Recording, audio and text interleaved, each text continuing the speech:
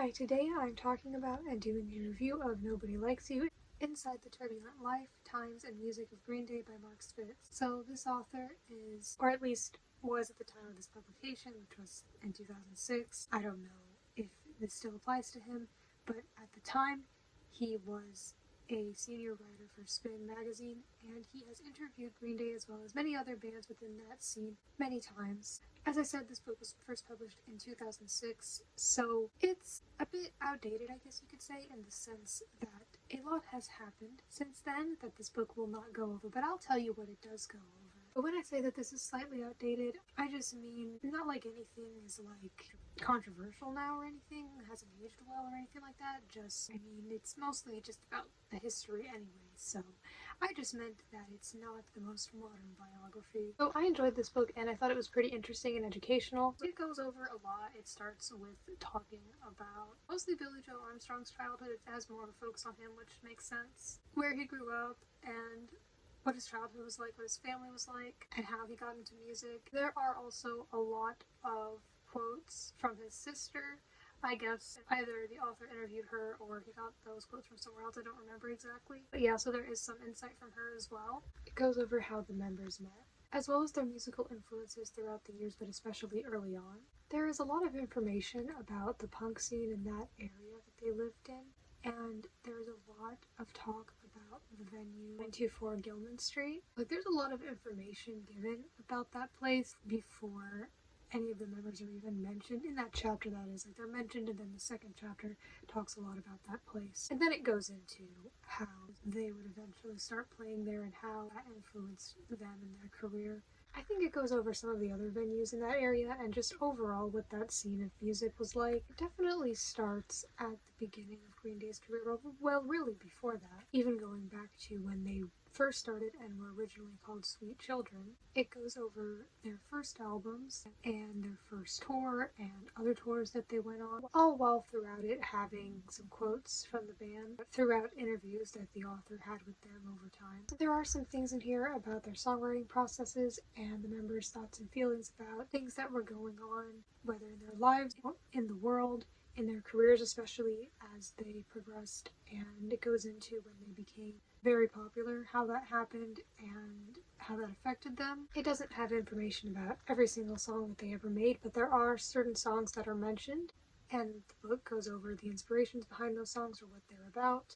There is a bit about Billie Joe's relationship with his wife Adrienne and the history of that. There are also quite a few black and white photos in this book, and I thought that those were pretty interesting. I think those are always a nice addition when it comes to biographies. It goes over how Green Day changed and influenced punk music and what made them appealing to people in terms of the music itself and also the members and what people liked about them. I like when books such as music biographies like these talk about either side projects that members of the band had or just other bands that were really influential. In this case, it does talk a bit about Operation Ivy, which was not a side project, but just another band that really influenced them, particularly Billie Joe and the Gilman scene. And I like when these kinds of books will bring up a certain artist or whatever, and so then I go and listen to them on my own because I'm curious, especially with the way that they were pretty much praised in the book, so I did listen to them later. I know that there is the Green Day side project, Pinhead Gunpowder, and this book doesn't really go over that very much. It's, like, briefly mentioned, but doesn't really go over what exactly that was or the history of it or anything like that.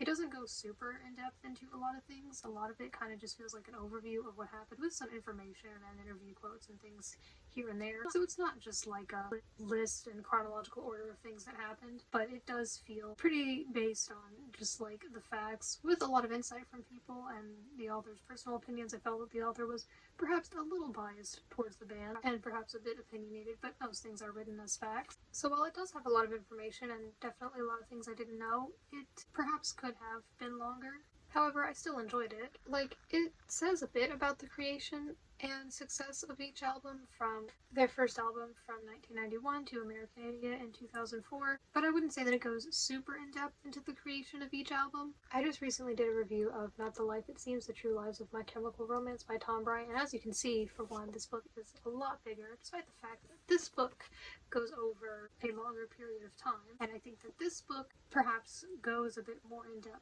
about their process slowly instead of maybe like a little bit of information about this album, okay, now on to the next. So yeah, I think that this one was more personal in terms of music biographies, but that doesn't mean that this book was bad. It definitely was interesting to me. There was also like a side project that Mike Dirnt had that was briefly mentioned. I didn't really go into detail about it. So yeah, not much about side projects here. So it goes over their first 7 albums and starts with the members' childhoods, goes on until around the early slash maybe sort of mid 2000s. Yeah, as I said, it goes over when and how they became popular and how that affected them in terms of fame, money, and popularity. It goes over when they first signed to a major record label and how that was a controversy for them, especially in the scene that they were in. It goes over how each album was received. It doesn't mention Shenanigans, but then again, that wasn't exactly an album. It is mentioned in the discography. In the back, it has a list of all the albums and all the songs, and I enjoyed reading about the stories of certain songs, and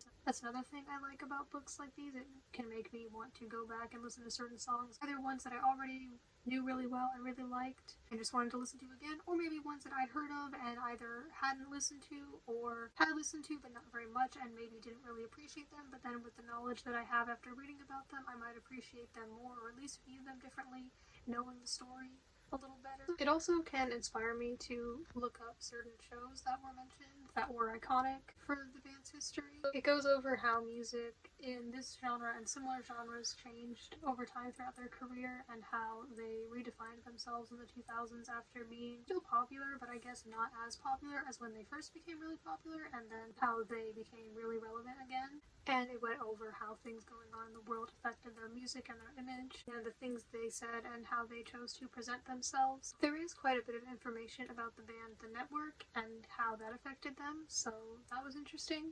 And yeah, as I said, it goes over things that were going on in the world at the time and how that was relevant to their career and their art. It goes a bit into the political climate in America in the early 2000s and how that influenced them. So overall, while this wasn't the absolute best music biography I've ever read, I did enjoy it and I found it pretty fun to read and pretty interesting. I enjoyed a lot of the things that I learned, and it helps me to know just a little bit more about the band. And if you've read this book, I'd love to know your thoughts on it, and thank you for watching.